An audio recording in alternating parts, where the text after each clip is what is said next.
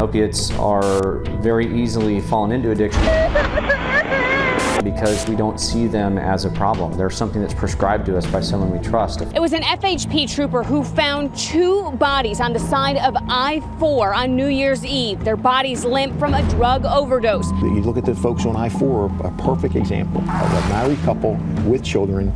Neither one has a criminal record, but they are addicted to these opioids. Hello? At the end of the day, some scumbag sells and sells and sells this poison, and eventually they die. It's not a guarantee. In addiction, nothing is a guarantee. Tonight, News 6 investigates the opioid epidemic, a crisis not just in this country, but for our community. Exhausting resources, threatening safety, destroying families by a quick fix that proves fatal for far too many. Thanks for joining us. I'm Matt Austin. Over the next hour, News 6 explores the lives of those faced with addiction. Cases like this couple. Their bodies found outside their car on the side of I-4 New Year's Eve. 3 small boys in the back seat of their car, unaware their parents were gone. If we hadn't been able to take them in, they'd be orphans. So, I mean, they're orphans. They don't have any parents. Tonight, News 6 returns to talk to those brothers as they try to rebuild what the word family means in a new home. But before we jump to life now, we have to start with how we got here. From doctors to dangerous drug deals. Investigator Lewis Bolden starts our special report with a glance back at the 90s. OxyContin went on the market as a long-term painkiller in 1996. A year later, the company launched a campaign called I Got My Life Back.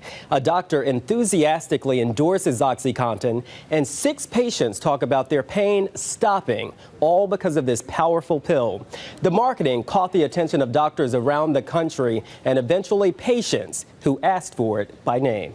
There's no question that our best, strongest pain medicines are the opioids. North Carolina Dr. Alan Spanos made a convincing statement back in 1998. They don't wear out, they go on working, they do not have serious medical side effects. It sold doctors finally an answer to help patients get rid of pain. And so these drugs, which I repeat are our best, strongest pain medications, should be used much more than they are for patients in pain. Around the same time, pain was put on equal status with blood pressure, heart rate, and temperature when measuring a person's health. Doctors were encouraged to ask patients about their pain level, and many felt compelled to aggressively treat it. Physicians were actually penalized for not making patients 100% pain-free. At the time, Dr. Parveen Khanna was a medical student. She is now a pain management specialist, but remembers the pressure to prescribe. Patient became the judge. If you don't prescribe them or treat their pain the way they want to, you get bad reviews. Dr. Sunil Joshi, the president of the Duval County Medical Society Foundation, says it wasn't just the marketing, but major studies that refuted what doctors had always known about opioids. They are addictive. So then you start looking at all that and you feel that the drug is not habit-forming or addictive, so you feel like it's okay to prescribe it. During this time, prescriptions exploded, going up 8 million in 1 year, including more for longer-term prescriptions like 30 or 90 days for acute pain. I think that without question, we have to take some responsibility here because these medicines are coming by prescription, and we have to realize at some point that we're only treating pain for these patients and we should only be treating it for brief periods of time. Just 3 years ago in 2014, the guidelines from the American College of Physicians changed. It now recommends that patients should physically see the doctor to get a refill instead of just calling the office. Doctors are also encouraged to address acute pain with shorter prescriptions and no refills. You really need to be a little bit of an investigator, but also you do need to take patients at their word. Dr. Justin Spooner at Beach's Laser Spine and Pain is also a psychiatrist. He believes doctors have the responsibility to be part of the solution, and that means being proactive. And that's, again, where it comes down to physician training and education. Many physicians are well-meaning. We have a medication that makes you feel good. Why not give you more? And doctors are aware of the risks. When prescribing opioids, Dr. Khanna uses a checklist to determine a person's risk for addiction. She also has them answer questions to rate their sleepiness and sign an agreement that they won't share or abuse these drugs. She says the responsibility falls on her to consider all of this when prescribing opioids. it doesn't feel good. Sometimes you feel a little guilt at times that I should have recognized the problem. Dr. Joshi says all doctors have to make the tough judgment calls. If not, the results can be deadly. The physician needs to go to bed at night feeling like they did what's right for the patient, and ultimately when physicians are looking at it that way, being altruistic for the patient, they will always do the right thing. As for the I've Got My Life Back campaign, it was repeated 2 years later, and patients still raved about OxyContin. It wasn't until 15 years later in a separate documentary that at least 2 of those patients or family members said the drug was addictive and after many years of use actually ruined their lives. Matt? Thank you, Lewis. And as we talk about this surge in pain prescriptions, Florida really the epicenter. And it did not go unnoticed. In 2010, the Drug Enforcement Administration found 90 of the top 100 physicians purchasing oxycodone were based right here in the Sunshine State. The following year, lawmakers cracked down. Those 90 doctors on the top 100 list plunged to 13. Over the next 2 years, the DEA proudly announced Florida did not have a single doctor on that list. At the time, it appeared promising. But like most things in life, it came with a catch. Supply and demand. The Volusia County Sheriff says pill mills closed, opening the door for drug dealers to feed customers a whole new way. Young, 13 years old. 13, heroin. Wow. It was put in front of me, and it was just like, here, do this. About 16 when I started using seriously. I was prescribed pain medication from a doctor. Within a year, I was taking probably 10 to 15 a day. You're chasing that same high that you had the first time you used. So why would I spend $30 on a pill when I can spend $30 on heroin and get twice as high? The heroin was a way for me to get that initial high back, that first time high back that I hadn't been able to get since the first time I started using. If you know something is good one way and you suspect it to be better another way, wouldn't you want to try that? And then you do that, and you say, well, look how much better it is this way. And then next thing you know, there ain't no going back to that. You go to bed thinking about it, you wake up in the morning thinking about it. I've got to get the money somehow. I've got to call the dealer. Who knows when he's going to wake up? Who knows where I'm going to have to go to get it? But I've got to do all that dope sick. And dope sick, a lot of the times, especially when you're in the middle of the addiction, is like the flu on steroids. So you got to the point where you were robbing and stealing? Absolutely. I'd steal anything. Anything and everything from people that I loved, from people that, gave me jobs. I didn't care about myself, so why am I going to care about anybody else? I've had my life threatened multiple times, all in the name of just getting high. If I all of a sudden wanted to get heroin, I would have no clue where to go. Walk through town. Is it that easy? Yeah. I'm in the store one day and I hear a pill bottle in somebody's pocket in the store. So I look at him, Next thing you know, he's my new hookup. It's not a treasure hunt, it's there, it's around. Do you have much experience with the fentanyl? When my grandfather passed away, I found a bag full of fentanyl. I said, okay, well, let me put one here, here, and here, Yeah. So here I am walking around with 4 of these things on me for a month. I would cut them open and eat the gel, shoot the gel, it didn't matter. It is an incredibly powerful drug, so people are able to buy a little bit less, get just as high, but the problem is if they use the same amount that they were using with that heroin, they're gone, they're dead. That's what's so dangerous about the ones that are on, the stuff that's on the market now is no matter how strong you are or how tolerant you are to the opiate, it's still a guessing game. You don't know what's in it. There's no way of telling what's in it. And I've never met an honest drug dealer. I would think, like just from a business standpoint, if you're selling somebody something and they're dying from it, that's not a very good business model. Well, if you're shooting something in your arm and there's people dying from it, why are you still doing it? Yeah. Because you're addicted to doing it. When I dealt it, I didn't care about who I was selling it to or what happened to them. It was, in my mind, it was their responsibility to handle it responsibly. A dead client isn't a good client, so we don't intentionally try to kill them. As the dealer perspective, we don't care if they die though. By the time I was 27, that's when I realized I had a real problem. Really? Okay. Doing heroin in the bathroom at my buddy's funeral, who overdosed from heroin.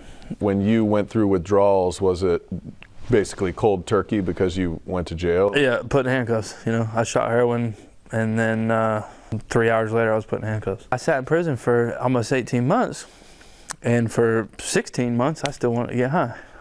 You know what I mean? So it still hadn't changed for me. The light bulb still hadn't gone off. I still wasn't ready for it. For me, it was hitting rock bottom, losing my family, losing touch with everybody that I cared about, almost losing the girl that I'm with now, my fiance, losing my kids. It took all of that and going to jail for me to say, enough is enough. I'm not doing this anymore.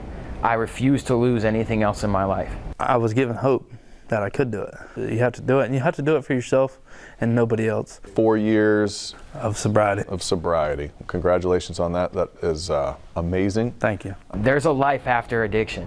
There really is. For me, it was my faith. I decided that I was going to cling to my faith more than I was going to cling to the drug that I was on. A 12-step program, no matter where it be or what kind it is absolutely essential in my opinion. I wouldn't have been able to do it without that. Well, you need to understand it. You need to ask questions and be involved in it. Go to meeting, go to an AA meeting or NA meeting or whatever. Yeah. Even though you don't have the problem, you know, that's my first advice to anybody. You know, well, my son's going through this. Well, then go to meetings so you can understand addiction. Don't bond him out. Let him sit there. Because you know what? He ain't gonna die in there. He's got a better chance of surviving in there than he does on the street. Listen, I was sitting in jail and my boss was gonna bomb me out. He wasn't signing for me, you know? So I said, well, call my mom, she'll sign. No, she didn't. Do what? I was, you know, and I was mad, you know, for about 16 months. And then I said, oh, thanks, appreciate it. You know, you did, you saved my life, thank you. Addicts are not worthless. They have trained themselves to do whatever it takes to get what they need. If you can put half of that motivation into something productive and positive for your life, you'll make it. It's not hopeless. It's not the end. There's always another chapter. Just make that chapter better than the rest of the book. Kevin and Travis, two different stories, both in the same dangerous race for that next high. Now they're taking steps to overcome it, something not every addict gets the chance to do. Take Orange County. The medical examiner tells us from January to May of this year, they have had 30 heroin-related deaths, on pace with last year's numbers. Deaths as a result of fentanyl, though, are up, with 45 deaths in the first 5 months of 2017. Orange County had 68 fentanyl deaths for all of 2016. Fentanyl is 50 times more potent than heroin. 2 milligrams is all it takes to overdose. That's smaller than a penny. Anchor Lisa Bell joins us live in studio with how it's making these drugs even more dangerous. Yeah, Matt, fentanyl is a synthetic opioid prescribed by doctors to treat chronic pain. Used illegally, it is dangerous to everyone. It can be absorbed through skin and inhaled if airborne. The smallest amount can be deadly, devastating families across the country. Oh, she's a good girl. Playing with her son's dog Java, seeing his talent framed on the walls of her home, Vicki King has constant reminders of who her son could have been. Had an eye for the camera. I don't think he realized how good he was, and he loved it. But then when things started getting bad, that passion started to fizzle away. Vicki says Jeff was a good kid. She never thought he would become addicted to opioids. 2 years after his death, she still wonders how he started down that path.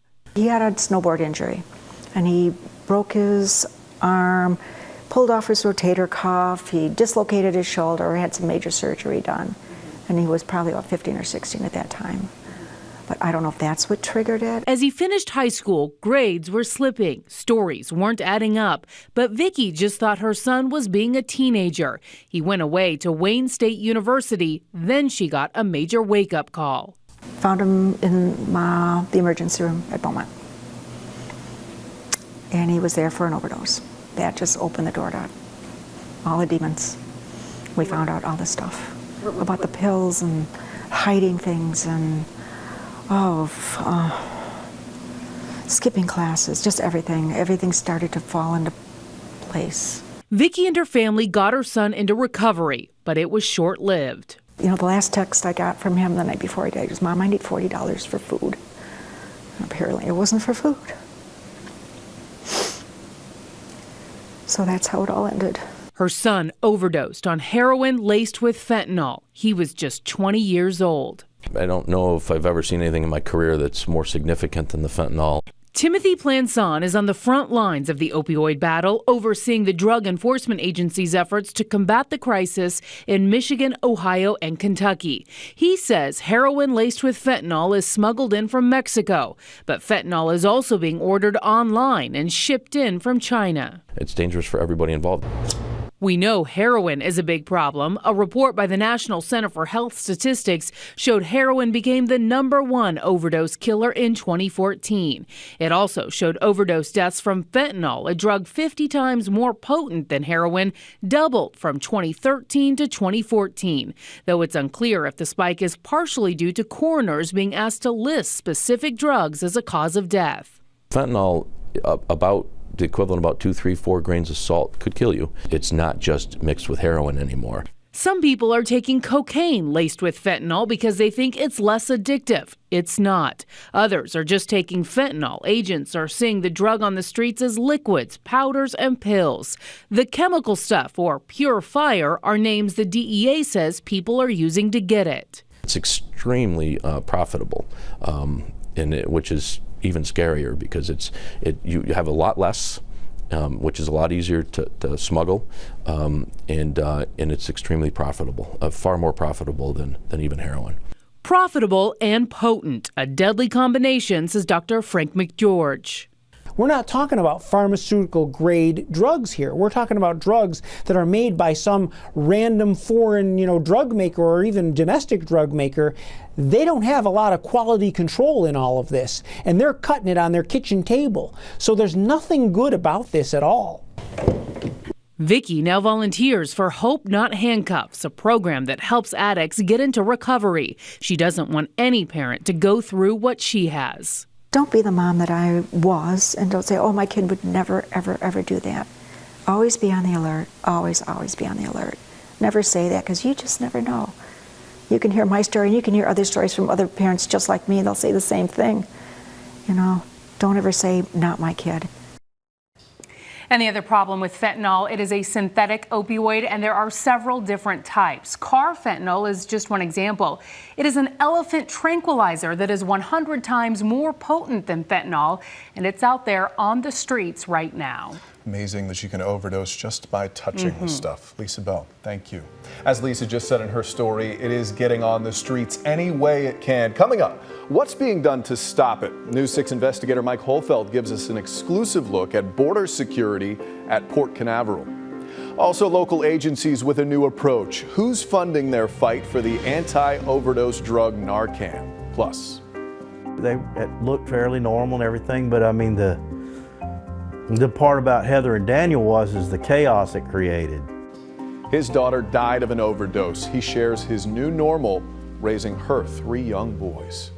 First, though, we head out of the studio to the News 6 phone bank. Anchor Kirsten O'Connor standing by with addiction experts. And right now, our hotline is open. Addiction and recovery specialists with the treatment facility New Season are on standby. They have been all day. The number is on your screen, 888-436-6665. We want to talk with Andrew LaFontaine, who is with New Season right now. You've been here all day. We appreciate all of those phone calls that you've been answering. What are some of the questions people have? We've had family members call and ask questions of where to get treatment, the cost of treatment, the different options of treatment there is for their loved ones, and various questions of that nature. I'm sure cost is a big question that you guys can give a lot of different answers about. Yes, some people were wondering, if I can't afford treatment, what are the options? And if that person meets a pay scale below poverty, maybe they qualify for Medicaid, that treatment facility can bill Medicaid, or they can pay a sliding fee. And Andrew, I've been doing a lot of these interviews that are part of this special. A lot of these families are feeling like, it's not me, I'm not the one who has the problem, but you were telling me they can be the first step. They absolutely can be the first step.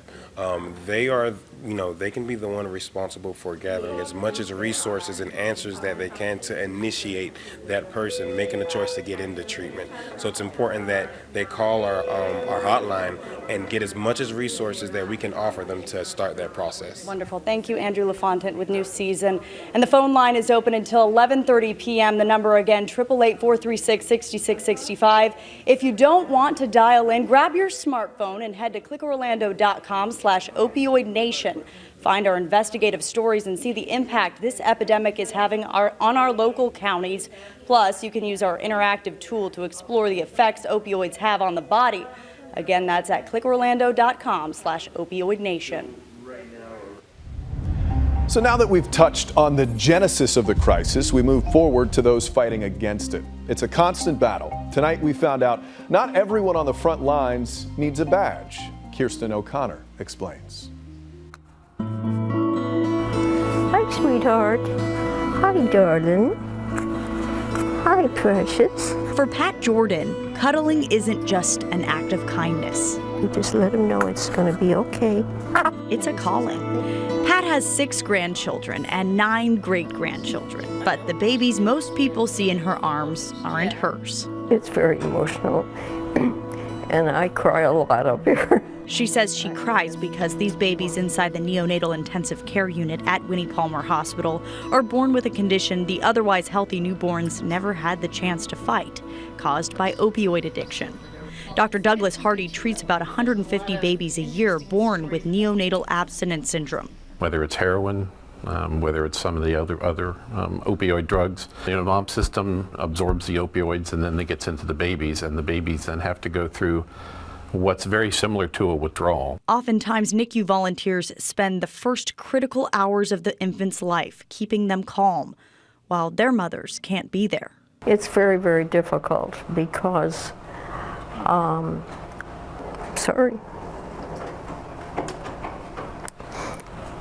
very hard to take care of because they're extremely needy, and we just try to hold them tight and cuddle them and let them try to get over it.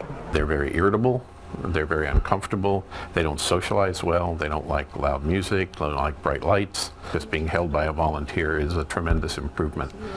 It keeps the babies calm. If we can keep the babies calm, then we don't have to use drugs. Jennifer Patterson has been working with families dealing with drug abuse for nearly 2 decades. We have a lot of newborns who are born addicted and have to go through those withdrawals. In some places, they may be occupying 40% of the NICU beds. But it's not just the babies that addiction has a devastating effect on. A lot of our parents have a lot of children. They may have 2 or 3, and the siblings could be older. And so it's affected them in school. I mean, it affects the families because of homelessness. They tend to be a little bit more transient because, the parents are struggling to maintain employment.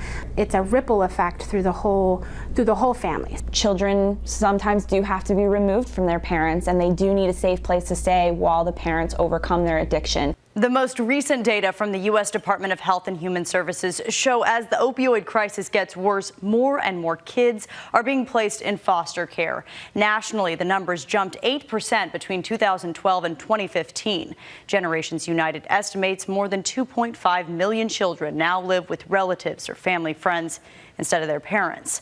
Substance abuse was the reason for the removal of more than 32% of children in 2015, and experts say that number could be underestimating the problem, depending on how local officials fill out forms. While children are separated from their parents, case managers say they try to have the kids visit with their parents as much as possible. Make sure that, they know that mom and dad are trying really hard and that mom and dad love them a lot. Patterson says the addiction cycle she sees is hard to break out of. And the worst case is when the cycle comes full circle. I do unfortunately see some of my children that were children once have become parents and also are struggling with the same issue. And best case, parents find employment, housing, and freedom from their addiction. These Florida families are reunited. The feeling that you get, having worked with that family and seeing them work so hard and being successful it's magic. Like, there's nothing in the world to describe it because, it's the best thing for a kid. is to be with their mom and dad. Now, children of the opioid crisis are not always that young. In this next case, the roles reverse. A daughter in too deep in the world of drugs, her mom desperately fighting nearly a decade to get her clean. Tonight, it's no longer about prevention. For this parent, it's preparing for her child's next bad batch. Nadine Yanis shares her story. I just ripped her out. We laid her here. She flatlined. Her lips blue as ice, her breath silent, and her pulse gone. A 23-year-old woman we'll call Susie was dead until a deputy brought her back to life in a movie-like moment. Well, I don't know if anybody's seen the movie Pulp Fiction, but it was pretty much like that. Showing the life-saving efforts of the overdose reversal drug naloxone, also known as Narcan. I knew I had the tools to help this person, and I didn't have to watch someone perish. It was a moment Susie's mom is thankful for today. Narcan saved her life. Knowing her daughter has overdosed before, but never seeing it for herself.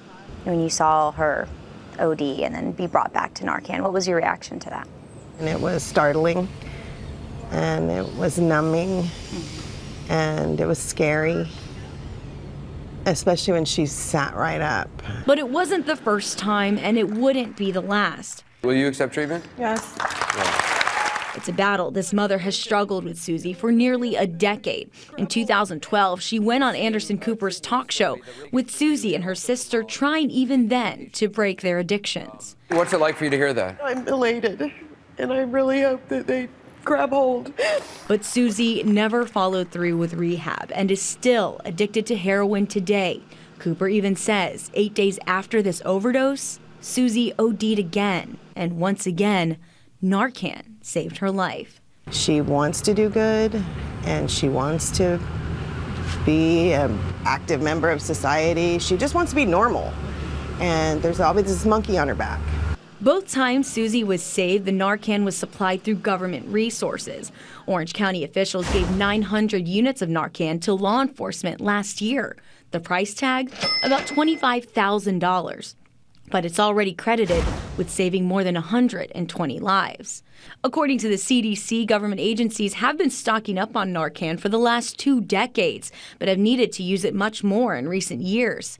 The latest study from 2015 shows the number of organizations providing Narcan increased by 183%, saving more than 26,000 lives. And the epidemic has only gotten worse since that study. In Orange County alone, overdoses have gone up 71% just in the last year. That's why CDC officials want more than just police officers getting Narcan in their hands. They want users and loved ones to get it too. And what you might not even know, that in 41 states, including right here in Florida, you could just walk up to a pharmacist and get Narcan yourself. The pharmacist will go in the back and get it. You don't need a prescription. You won't get in trouble. And in some cases, your insurance might even cover it. It's relatively cheap. The intramuscular injection is about $45. The nasal spray is about $110. CVS Health wanted to provide naloxone to more patients, be able to save lives. We want to give those patients a second chance at getting the recovery they need. But there are critics out there who say Narcan is not a savior. Instead, it's an enabler. These are just some of the comments posted on social media after Susie's overdose. Let her overdose. We should not be spending taxpayer money and resources reviving these people. Only problem is, she'll do it again tomorrow. We took these comments to the director of Sunrise Detox Center, Dennis Kaleda. I'd say it's just a little ignorance. Kaleda says addiction equals disease. When you're waking up every day and you need something to function, that's an addiction and it's a disease. Adding these addicts need help. So no matter if there's Narcan available or not, they're going to push the limits of it because that's what their disease tells them that they need to do. If your son or daughter overdosed, would you want them to have something easily accessible to bring them back to life, or would you just want them to die? For this mom, the answer is no. She now has Narcan at home for her daughter.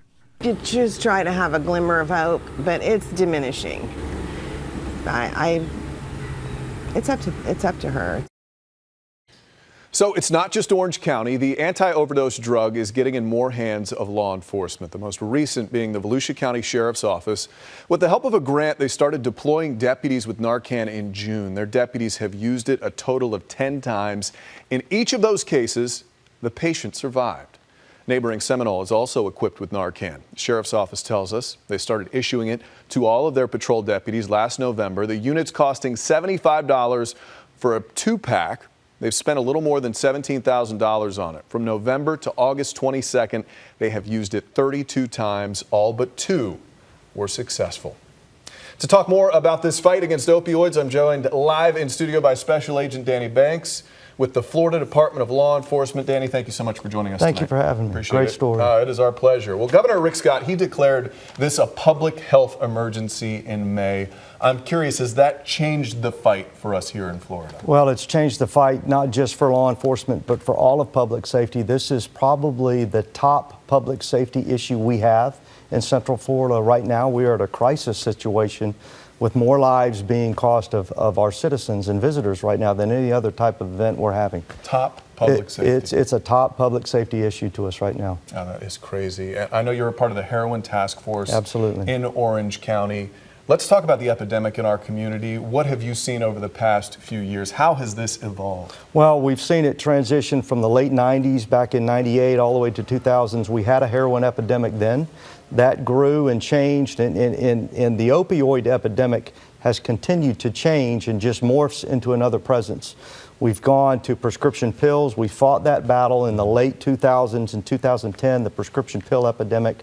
Now we're back to heroin and seeing these new fentanyl. We see fentanyl, carfentanil, and the other things you've mentioned already tonight. It's our top battle in the drug epidemic in Central Florida right now, and it's one that's killing more people in Central Florida than any other thing. Yeah, and a lot of people look at this crisis, unfortunately, it's one of the big problems, that it does not affect them. For those people who are watching tonight, what would you say? Yeah, you know, there's not a single family in Central Florida that is likely not affected by this. This epidemic does not have a social or an economic class that it targets. It doesn't have a difference of race, of gender, of sex. It goes after everyone. So any family, my own family, have all been affected by this epidemic, and that's why we all have to stress its importance. It does not discriminate. It does not at all. Special Agent Danny Banks, thank you so much for joining us tonight. We really appreciate it. Yes, sir. And it's not just getting drugs off the streets, but making sure they don't get here in the first place. Tonight, News 6 takes you behind the scenes of border security. Investigator Mike Holfeld has this exclusive report. The calm setting of Port Canaveral's sun-drenched landscape has become the backdrop for opioids and other illegal drugs, tucked away in cruise ship passenger bags, hidden in belt buckles, and eventually, Brevard County Sheriff's evidence bags. They're developing these pills to look a little more like candy. The drugs intercepted by K-9 deputies earlier this year are custom designed, marked and color-coded, essentially dealer trademarks, all far more potent than they appear. This was a LSD, and of course it's, on a paper blotter. The LSD is actually stamped with pictures of McDonald's hamburger characters. Other confiscated drugs include opioids, fentanyl, ecstasy, and MDMA. As you can see, it looks a lot like Pepto-Bismol, but typically it's a blend of heroin, LSD, and cocaine. Same drug, but their name brand, like their brand. Deputies say those brands were confiscated in January from passengers ready to board a party cruise dubbed Holy Ship. In this video posted on the company's Facebook site, you see the theme, Respect the Ship. Still, passengers tested the system and lost. Come on, buddy. In January, the Brevard County Sheriff's Office, led by Sheriff Wayne Ivey, brought in trained canine dogs to the port. On average, 6,000 passengers will board a ship with 2 bags each. Any of them, detectives say, could contain opioids or other illegal drugs. In this demonstration for News 6, you can see how a dog is trained to pick up the scent of drugs. Black tar heroin has been planted in one of the bags for this test. Now watch. In less than 20 seconds, the canine named Jake finds the drugs. To the dog, it's all a game. Good boy. When we come in here, it's playtime. They know when they find what we train them to find, they get their ball. And you saw how fast the dog was able to find this compared to you trying to hand search everything. And on top of that, you know, it's well hidden. That brings us back to port security and the potential ship-to-shore drug trail. News 6 was given rare access to Port Canaveral's passenger baggage drop-off, as well as the port's electronic surveillance center, each screen monitoring key points on the perimeter. As bags are rolled in for delivery aboard the ship, a K-9 team executes a random check of passenger baggage. Brevard County K-9 officers tell me they could spend a full day here, go baggage row by row, and not get a single hit. We were here less than 5 minutes. Watch this. Let's find it. Our K-9, Jake, is about to pick up a drug scent. Remember, when he sits in front of an item, he smells drugs. This time, the deputies pull the two carriers apart to make sure it's not a false reaction. Watch. Same result. When they check the second carrier, the dog walks around and away and back to the other bags. Now that bag becomes part of an instant investigation. Deputies tell me this illustrates how important these K-9 teams are. In this big pile of bags, you'd never know which bag to pull. You know, he's telling us, okay, there's something here. So in theory, somebody tried to slip something through. Could be. That's what the dog is telling us. Does this happen a lot? People try to slip through? It's a hit or miss. You never know. That was Mike Holfeld for us. Fighting the epidemic and finding ways to fix it. Can we change the way we handle pain? Tonight, the alternative treatment. Groundbreaking research requiring the help of addicts to get results. Then, if necessary, we will build more than one recovery high school down the road. Inside a first-of-its-kind high school for addicted teens, the student population preparing to grow. Then the heartbreaking discovery, 3 brothers found on I-4 after their parents overdosed. Where are they now? We're back in seconds. I tell everybody, you may not get that second chance. Doing this stuff is playing equivalent to Russian roulette. You know what I mean? You're putting the gun in your hand and pulling the trigger. News 6 is committed to getting results for people dealing with opioid addiction, and recovery specialists with New Season are here to take calls about the epidemic. We have been getting calls all day long from people, family members asking what they can do to help, and sometimes they're the first step. The number is 888-436-6665. The hotline is open until 11:30, and if you don't want to call, we do have other outlets. We're using Facebook Live to allow you to ask us questions, and you can join the conversation at facebook.com/news6. Taking you back to the 80s and 90s, okay, it was a perfect storm where everybody was guilty. Everybody had their hand in the cookie jar. What we've done literally is done the largest experiment in human history on 300 million people. And we've been doing it for 30 years. And now we have data. And the data is not very pretty. Tonight, from fighting the epidemic to finding a solution. In 2015, the CDC says there were enough opioids prescribed to medicate every American around the clock for 3 weeks straight. Closer to home, the CDC broke it down by county. In Seminole, there were 55 opioid prescriptions for every 100 people. In Brevard County, that number was higher, 92. Tonight, the question, does it start, and how do we address and control pain? Anchor Ginger Gadsden examines alternative treatments. Hey, come on in. I'm Marcia. What's your name? Tucked away in a small room at the University of Houston is a cave.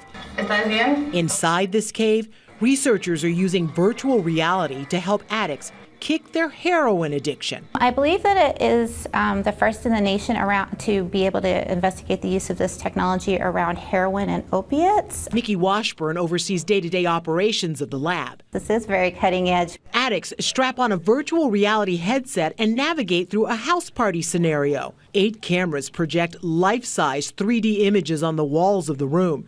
Details like an open pizza box to a spoon and syringe on a table are meant to enhance sensations and trigger a heroin craving. In this controlled environment, we're teaching them coping skills. If we try to do this in the real world, going out into the street with them so that they can see the house where they last injected, or the people that sell to them, or the people that inject with them. That poses dangers. Luis Torres is the director of the center. This virtual reality would not replace traditional therapy, it would be in addition to it. If we can have multiple tools to help people who are trying to combat their addiction, we're giving them a better chance of success. Inside this small hospital, more potential breakthroughs. What I've seen so far has been amazing. Dr. Harold Minkowitz is leading a clinical trial. How to prevent people from becoming addicted to opioids in the first place. 6% of people after minor or major surgery are still using opioids 3 months out. So it's a problem. In fact, opioid addiction can set in as little as 7 days. So Dr. Minkowitz is testing out a potential miracle solution in the operating room during extreme surgeries like a tummy tuck. During the surgery, patients are given opioids during the surgery because you're correct, it's a very traumatic and it's a very large operation. But after the surgery ends, this special goo is placed over the wound. Then the wound is closed up. Then the patient goes off to the recovery room. The opioid use ends once the patient leaves the operating room. Mary Hernandez had her tummy tuck with the goo in December, right before Christmas. Post-op surgery after that, when we went home, I didn't actually need any medication. It actually was really good. There was minimal pain. This is a double-blind study. There is a placebo group and a regular group. Mary and Dr. Minkowitz don't know who is in which group. But Minkowitz feels so far the results speak for themselves. When I first saw her and some of the other patients in the study, after they were in the recovery room, I thought maybe they did the wrong surgery.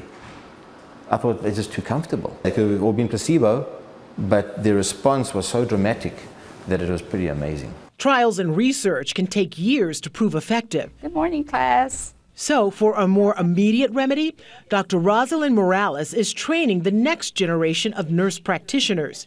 Unfortunately, addiction is not specific to any certain individual. Students are learning the standard CDC guidelines, but Morales goes above and beyond that. I tell my nurse practitioners that how they prescribe makes a difference how the patient will feel, but you can also prescribe and make the patient worse. The philosophy, take care of the patient as a whole. Not only their physical needs, but their mental, psychological, and spiritual needs. If a patient requires pain management, we want to do something on a short-term basis that has a lower risk of abuse. We refer out for physical therapy, massage, acupuncture, those sorts of things.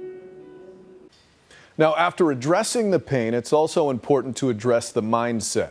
Dr. Warren Bickel, leading the nation in studying characteristics of who's addicted to substances. His research shows how you see your future plays a role in addiction. He calls your outlook on life future time perspective. Dr. Bickel's findings reveal the average person thinks of their future in terms of about the next 5 years. But addicts on average only think of the next 9 days. The study began after a conversation decades ago with a man excited to try a deadly batch of heroin. He said, haven't you been reading the paper? There's such pure heroin on the streets of Baltimore that people are overdosing. I had to try some. So when I heard that, I said, unbelievable. Dr. Bickel works at Virginia Tech Carillon Research Institute. When asked how to solve this growing problem, he says, we're not going to arrest our way out of it. He says the first step among many is adding more treatment facilities. Tonight, anchor Lisa Bell shows us how one of those new facilities is catering to the classroom. Every day at Archway is a beautiful mixture of traditional education. The classrooms at Archway Academy look like your typical small school. The kids are taking math and science and English and history, and they're taking the PSAT. But it's tucked away inside a church, in the shadows of the medical center.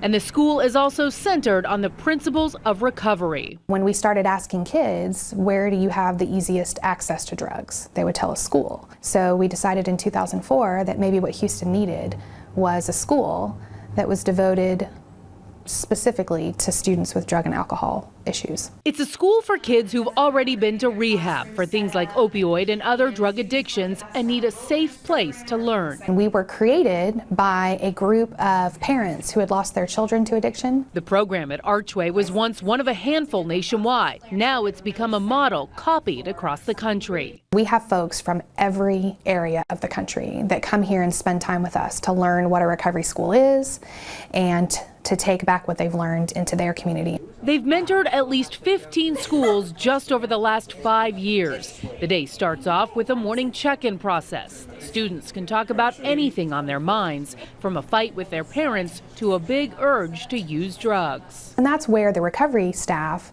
were able to kind of put our finger on the pulse of the community. How's everyone doing? Then the traditional classes get underway. But every student knows that from 8 o'clock to 3 o'clock, they have recovery support people here just waiting to give them whatever it is that they need. So if they're sitting in a math class and they start having really high anxiety or they start feeling extremely irritable, they know that their teacher can call down to our support office and we'll have a recovery coach come to them in their class. Part of the magic of Archway Academy is that half of our staff are in personal recovery from substance use disorders, including myself. Archway is a private program, one of about 40 in the nation. But as for public recovery high schools, there are only 8 nationwide.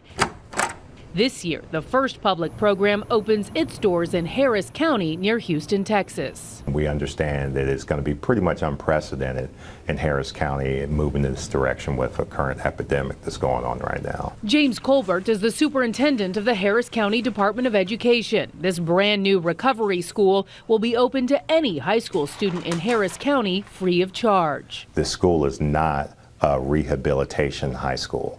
We will have expected our students to go through some formal rehabilitation process. Our goal is not to send them back to the high school for which their addiction could have started, but in other words, they can come to our high school to do the recovery process. It's a 20,000 square foot facility currently being renovated from an old school.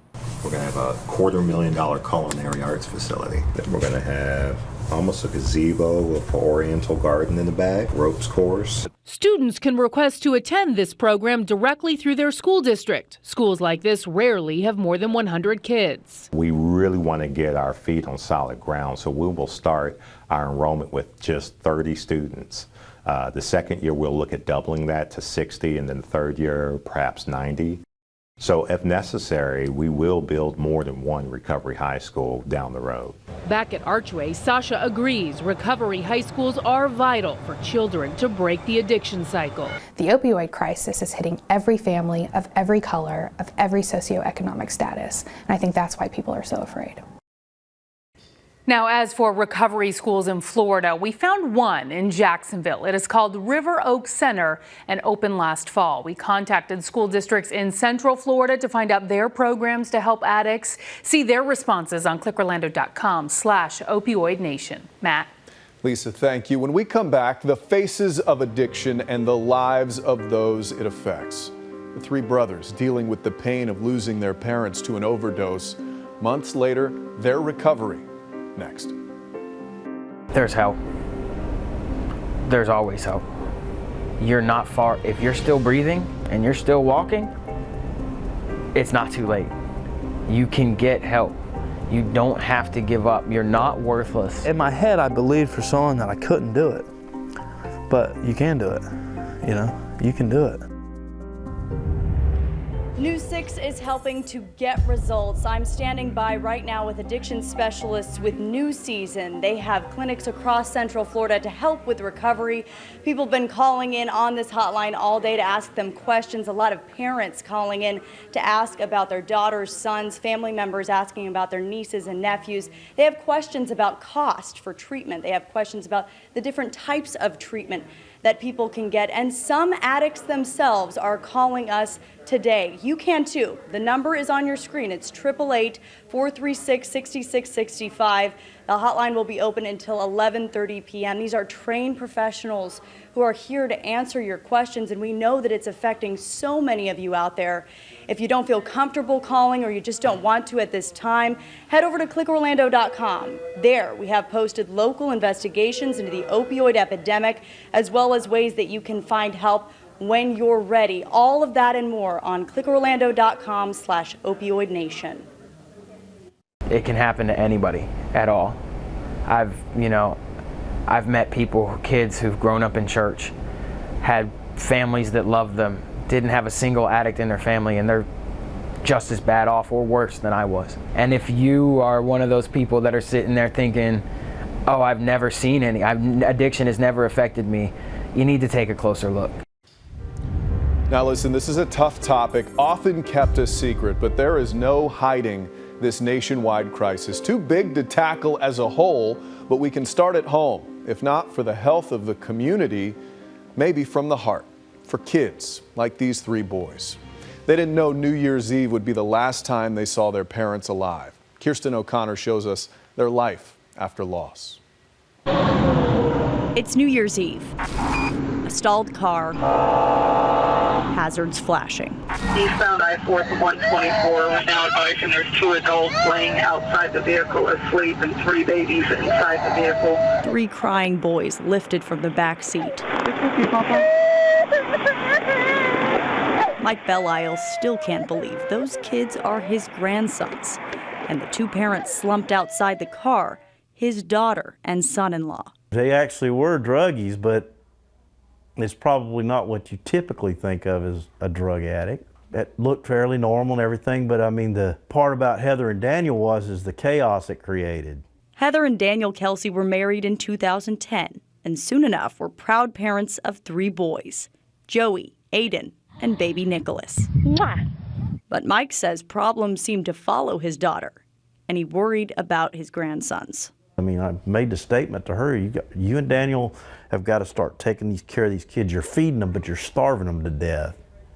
You're feeding them all junk. In 2016, the Kelseys moved into Mike and his wife Lynn's home in Quincy, Florida. I knew that both of them were withdrawing from something. The only thing I didn't know was drug of choice. And that month they were living by themselves, I'd actually said, you know what, they've done it. They've made it. They spent Christmas at the Kelseys' new home. But days later, as the family gathered at Mike's brother's home in Gotha, they got the call. The social services people called us on Saturday and, what are we going to, everybody's talking about you taking it, what are we going to do? And I said, I'm 58, I got to think about this, I don't really know if we're able to do this or not. And Sunday morning I called them and said, yeah, we're going to take all of them. It takes a little bit for it to sink in. And then it's like, yeah, I got to do this. There's not a choice here. A choice Mike admits no one ever prepares for. There's more people out there like Lynn and I than everybody'd like to think. There's a lot of grandparents, older grandparents, actually older than us, that are raising these same kind of kids. So, I mean, they're orphans. They don't have any parents. It was months before autopsy reports were released. Fentanyl, like so many other deaths, was to blame for the Kelseys' overdoses. All right. 8 months later, 5-year-old Joey, 2-year-old Aiden, and baby Nicholas are still living with their grandparents. Lynn says their recovery has been a journey. Well, when they first got here, they had something called night terrors. So it's not like anything sparked it, but he would say, "You're killing my mom, you're killing my mom." And he just was talking in his sleep and he would say, "I see your eyes, I see your eyes. I'm so sorry, it's all my fault, it's all my fault." And for the longest time, he'd always say, "It's all my fault." Everything was all his fault. And so again, it was just trying to figure out, what they seen. But maybe since Heather was found slid down against the van, that maybe when she was, I don't know, convulsing or whatever she was doing, that Daniel might have been trying to shake her or whatever, and Joey's car seat was there to where he could see it, and maybe thought, "You're killing my mom," and watching her go down. And then maybe Daniel looked at him and realized what he just saw, and could have been through the window saying, "Look at my eyes," trying to get his attention, and saying, "It's all my fault, I'm so sorry," I mean, we only can speculate. Happy birthday, dear Joey. Happy birthday to you. They've started calling us Mommy and Daddy. Mike tells us by the time the youngest of his grandsons is 18, he will be 75. He still hasn't forgiven his daughter for her choice that forever changed his life. but he won't let his grandsons forget their parents. I want the people that are doing heroin, fentanyl, crack cocaine, even alcohol, all the stuff they're doing, I want them to see exactly what they're doing to their family, particularly the children, but their entire family. It's total chaos and destruction. This is not the way anybody wants to get their grandkids or their nieces, nephews. This is not how it works. Their parents are never going to get them back. They're gone. And people need to quit being nice about it, and they need to start saying, you're a drug addict, you need to get some help. I think they've blossomed and come a long way, and I think that they just have so much more to do and to grow with, and they're just going to be awesome little beings. You can do it, Swing. They absolutely are. They're adorable. I spent almost a whole day with that family, and I know a lot of us were waiting for that update to see how those 3 boys were doing after seeing that dash cam video in June. It was just scary, and a lot of parents were asking us what happened to those boys. And they are doing so well. But I have to say, and I told you this earlier, Matt, going into that house and seeing that beautiful family, it could have been my house. It could have been my mom's house, my niece. Could have been any of ours. Any ours. You look at the pictures, you just would never guess. Thank you so much for joining us for this News 6 special report, a report that cannot and will not stop here. Our initiative and push for results will continue in the weeks and years to come. In the meantime, our phone bank will stay open until 11:30 p.m. You can talk to specialists with New Season Recovery Center right now. Don't hesitate. Call that number if you need it, 888-436-6665. And of course, you can find help, our investigations and more at clickorlando.com/opioidnation. News 6 at 11 is next.